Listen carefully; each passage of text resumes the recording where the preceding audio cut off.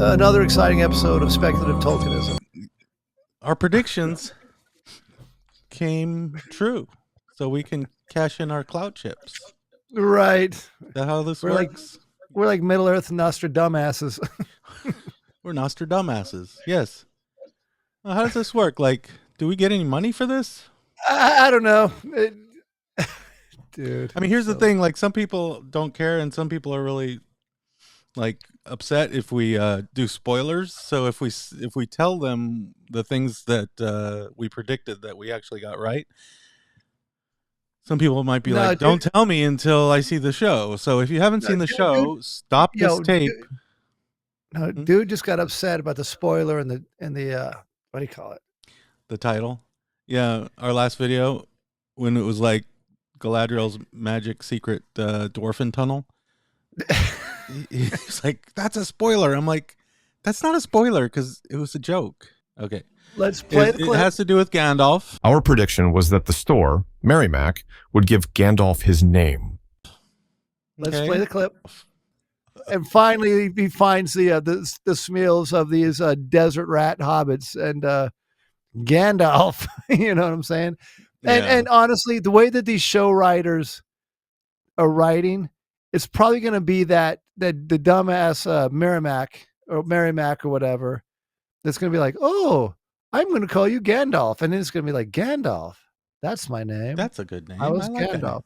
Right, because Merrimac is like, he's the one that never knew his name until just like last Thursday. You know what? His name's Nobody, which they got from the Odyssey, by the way. Right, but you know what though? I was joking, but that actually makes a ton of sense now. You see what I'm saying? Yeah, no, it would. I think you're right. I think they're going to do something silly like that. And now let's see how that little prediction played out, shall we? Yep. Don't be a stranger now. Don't be a stranger now. Get it? Stranger going away. Thank you kindly, Gandalf. Someone in our comments made the comment that, that idiot is probably going to call him Grand Elf or something like that. So one of our commenters, I should look it up and give them kudos. Well, I'll drop in a little kudos to whoever said that right in here. Yes. Okay.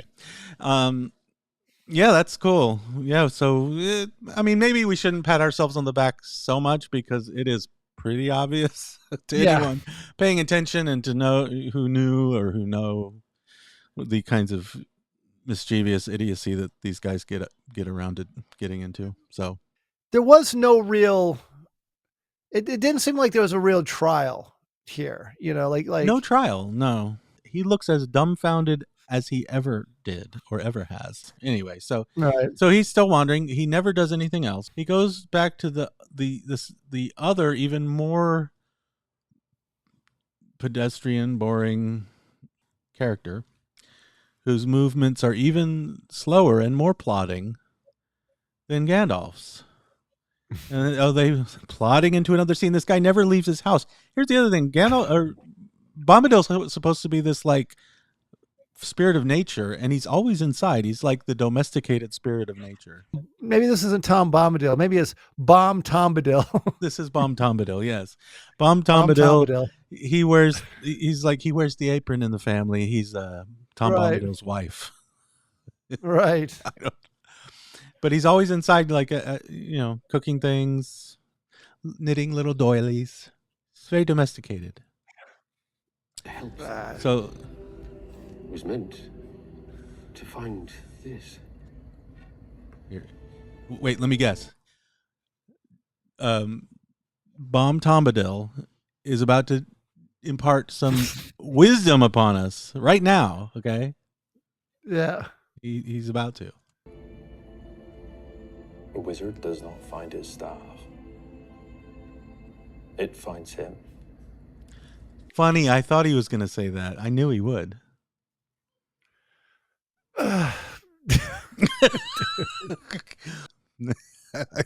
When you're hungry, a cheeseburger, you don't find a cheeseburger. A cheeseburger finds you. last time we saw him, he was hanging out in his house, and he was sitting in that same stupid chair. Right. Tom Bombadil is like just like a really shitty craftsman. You know what I'm saying? Another one of your riddles. I was meant to choose friendship over power.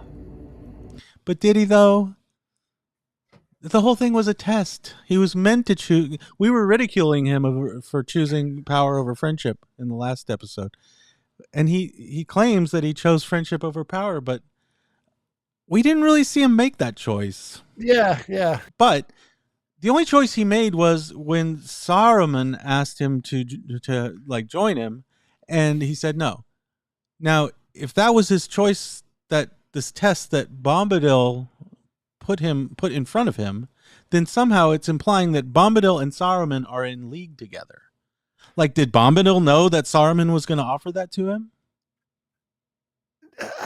Again, I don't think that was the choice. I think the choice he made was: do you go and look for Nori? Do you look for your power, or do you go and look for your friends? I think right, but we didn't see him make that choice. He was just wandering. Yes, it's very unclear as to right. But I'm gathering that he, instead of getting the staff, he's like, I've got to go and save my friends. Staff be damned, and that's where the power is. He finds his staff anyway. How magical is that? I know, but he didn't know he was going to find the staff. No, he was going to sacrifice that staff and go for his friend, who abandons him anyway. Right. After all that sacrifice to find his poor friend, she turns his back on him and wanders off for very little reason that I can tell. Right. But that's his. Yeah, he chose friendship, and she chose like better friends. She chose better friendships. She chose better friendships. Bombadil wants them to fight Sauron. Right. And it seemed like Saruman wanted them to fight Sauron. In the book, Bombadil didn't care one way. No, that's another point. But Bombadil doesn't care. Anyway, I want to get to this song, and then we'll call it a day. Hold on. Go ahead. I want to before we get to the song, and why now we're talking about Saruman and Gandalf and Bombadil and Sauron. Man, I've said this before. I'm going to say it again. I do not need a wizard origin story, right? Or I don't need an origin story for these characters. It didn't it didn't give us anything. It didn't make us see. An origin story should make you see the character in a new and more rich, high definition kind of light.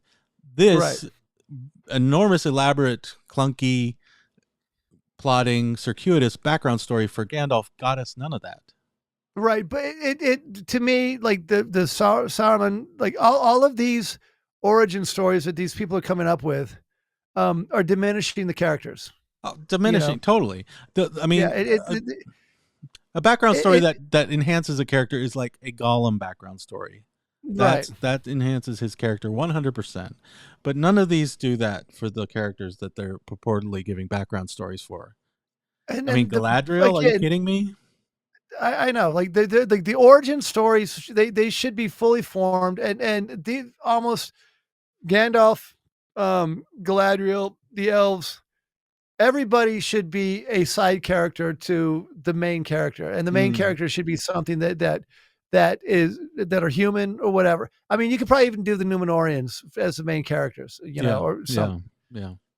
But it should be something that it should have been something not, ethereal like the elves, or mysterious like the wizards. Like no one, like I don't need to know it. I don't need to know that, like how Gandalf got his name. Right. It's because it's like names just happen, like because people are alive and life happens. Like especially Tolkien as a linguist and a scholar, like he had 100 names. He had so many names for Gandalf. Now let the song begin. Why now? Let us sing together. Let us sing together. Merry dog, ring-a-ding-dillo. Sandflies in the grass. Leaves around the willow. Does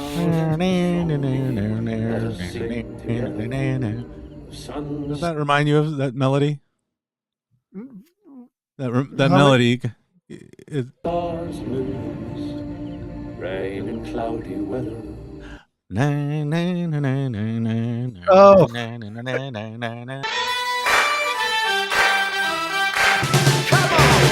Sounds like Centerfold by J. Giles Band. Oh, dude, that's making my blood run cold, man. Oh, that's awesome. Like, you know, I think what they should have done is like, let's sing together. And Bombadil, it was like 1, 2, 3, mock, yeah, yeah, bird, Bird, yeah,